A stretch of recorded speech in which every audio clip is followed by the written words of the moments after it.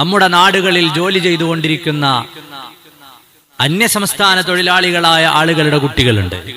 നമ്മുടെ നാട്ടിലെ ലഹരി പോലെ തന്നെ വളരെ പ്രധാനപ്പെട്ട മറ്റൊരു കേസാണ് ചെറിയ കുട്ടികൾ ഇതര സംസ്ഥാനത്തു നിന്ന് വന്ന ആളുകൾ ലൈംഗികമായി ചൂഷണം ചെയ്യപ്പെട്ടത്. നമ്മുടെ പോലീസ് സ്റ്റേഷനിലും മറ്റുമൊക്കെ അന്വേഷിച്ചാൽ അറിയാം. എന്തുകൊണ്ടാണ് അങ്ങനെ ഒരു സാഹചര്യം ഉണ്ടാകുന്നത്? സ്കൂളിൽ പോകേണ്ട പ്രായത്തിലുള്ള അത്തരം വിദ്യാർത്ഥികൾ ആ സമയങ്ങളിൽ അവർ താമസിക്കുന്ന ഇടങ്ങളിൽ ഒറ്റപ്പെട്ടു പോകുന്നു. അവരുടെ മാതാപിതാക്കൾ ജോലിക്കും മറ്റുമായി പോകുന്നു. ഈ കുഞ്ഞുങ്ങൾ അവിടെ ഒറ്റപ്പെട്ടു പോകുമ്പോൾ പലതരത്തിലുമുള്ള പ്രയാസങ്ങൾ അവർക്ക് അഭിമുഖീകരിക്കേണ്ടി വരുന്നു. പല പ്രശ്നങ്ങളിലും അവർ ചെന്ന് ചാടുന്നു. ഇതൊക്കെയും നമ്മൾ നമ്മുടെ നാട്ടിൽ നിന്ന് വായിക്കുന്ന വിഷയങ്ങളാണ്. അതുകൊണ്ട് തന്നെ ഇതര സംസ്ഥാന തൊഴിലാളികളായി നമ്മോടൊപ്പം ജോലി ചെയ്യുന്ന ആളുകളുടെ കുട്ടികളുണ്ടെങ്കിൽ പല വിഷയങ്ങളുമായി ബന്ധപ്പെട്ട് നമ്മൾ ഇറങ്ങിത്തിരിച്ച സമയത്ത് പല സ്ഥലങ്ങളിലും കുട്ടികളെ കണ്ടിരുന്നു.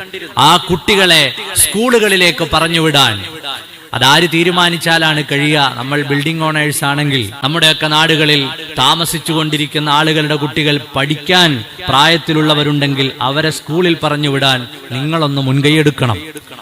അവരെ പറഞ്ഞു വിടൂ എന്ന്, അവരെ സ്കൂളിൽ കൊണ്ടു ചെന്നാക്കി കൊടുക്കൂ എന്ന് മാതാപിതാക്കളോട് പറയണം. നമ്മുടെ പൊതു സംവിധാനങ്ങളിൽ ഇന്ന് ഭക്ഷണമുണ്ട്, യൂണിഫോം ഉണ്ട്, ടെക്സ്റ്റ് ബുക്കുകൾ ഫ്രീ ആയി ലഭിക്കുന്നുണ്ട്. നമ്മുടെ നാടിനെ സംബന്ധിച്ചിടത്തോളം ഇനിയൊരു കുട്ടിക്ക് യൂണിഫോമോ ഡ്രസ്സോ വേണമെങ്കിൽ അത് പ്രയാസമുള്ള നാടല്ല. നമ്മൾ പരസ്പരം സഹായിക്കുകയും സഹകരിക്കുകയും ചെയ്യുന്ന ജനങ്ങളാണ്. അതുകൊണ്ട് ഇതര സംസ്ഥാന തൊഴിലാളികളുടെ മക്കളെ സ്കൂളിലേക്ക് പറഞ്ഞുവിടുന്ന വിഷയത്തിൽ നിങ്ങളുടെ എല്ലാവരുടെയും ജാഗ്രത അതിലുണ്ടാകണം.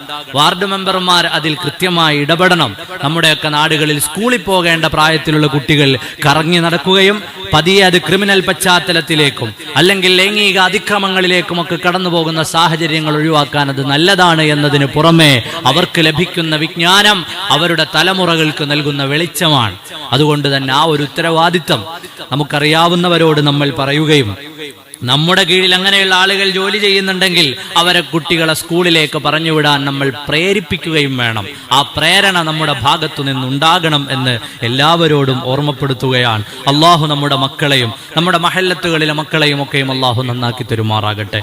അവരുടെയൊക്കെ വിദ്യാഭ്യാസ കാര്യങ്ങളിൽ അള്ളാഹു അനുഗ്രഹം ചെയ്യുമാറാകട്ടെ. അവർക്ക് ഓർമ്മശക്തിയും ബുദ്ധിയും അള്ളാഹു പ്രദാനം ചെയ്യുമാറാകട്ടെ.